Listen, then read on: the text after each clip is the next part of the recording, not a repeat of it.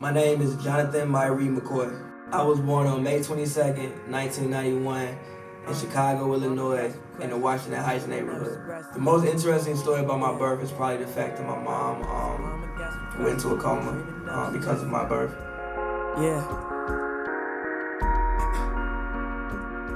My grandma decided to raise me because of the night before we went to the hospital. My mom had made a comment that she wanted her son raised exactly how she was raised. So I guess my grandma took that as she had to step up and raise me or whatever. So it was just something I always had to deal with. Like, it never really affected me or like messed with me in any type of way. It's like, oh, like this is my life, like whatever, this is what I go through. Like, I always knew it was because of me. I knew why it happened, I knew how it happened. It was just like, oh, whatever, this is my story, this is my life. They had put her in like a nursing home for like the first 2 years after the incident happened, but they didn't like the way she was treated. So so she's home taken care of, like even to this day, still home taken care of. I don't have brothers and sisters, I don't have cousins, I don't really have that much family. So everybody around me that has something to do with raising me sacrificed a lot. We may not all be the closest, but I love them and I appreciate all of them in different ways. Like, it's not just one person, it's all of them.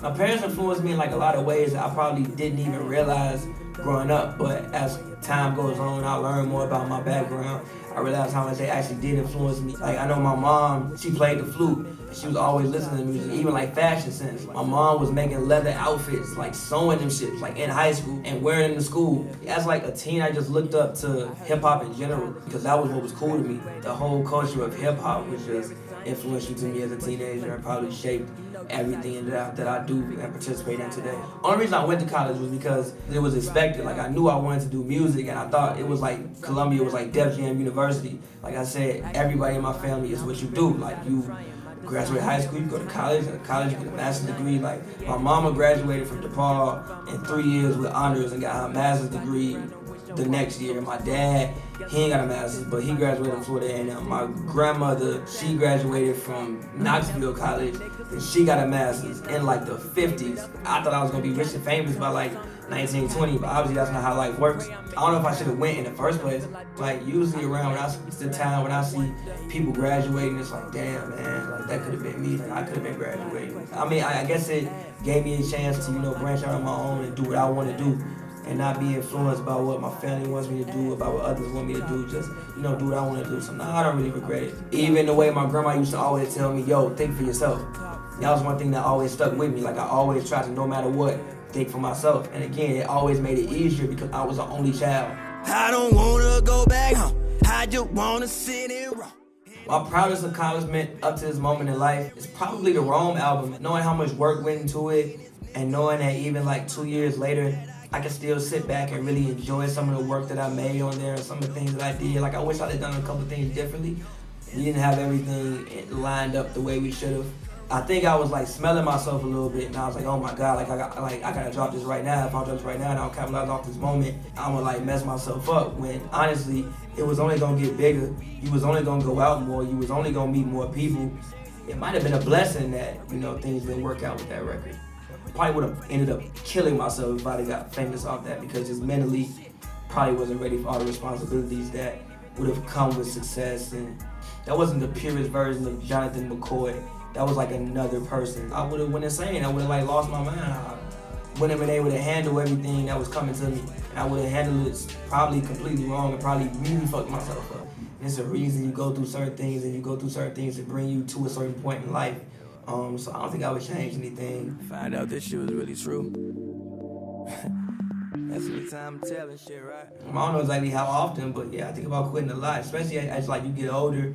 When you're younger, you're so full of hope and you're so full of. That's why, like, the older you get, older people really don't change the world, because when you're younger, when you're younger, you're dumb enough to believe that you really can do anything and that there really are no limits.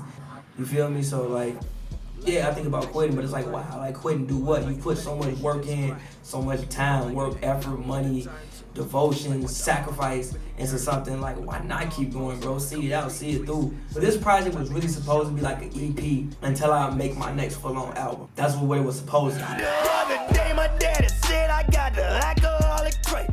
I knew I had been doing like a lot of like real turned up sounds and like a lot of yelling and screaming for like a year or two. And I feel like a lot of people who were newer fans forgot.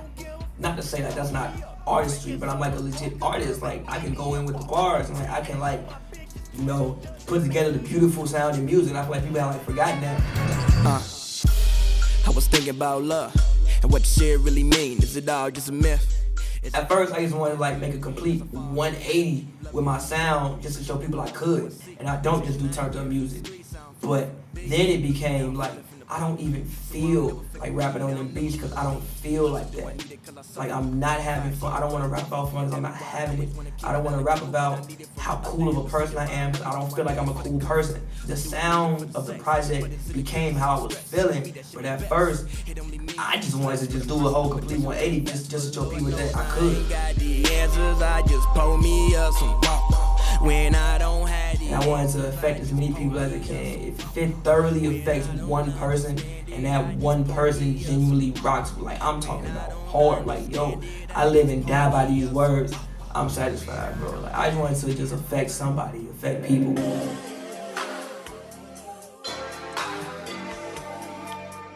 I hope that you take a message of like, yo, don't give up.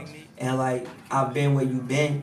Whether it affects 1 million people that want, like, yo, I just want people to be affected by it and rock with it and just, you know, that's really all I can ask for. Let me put it to you blunt, let me put it to you real. Sometimes I don't wanna fuck, sometimes I just wanna chill.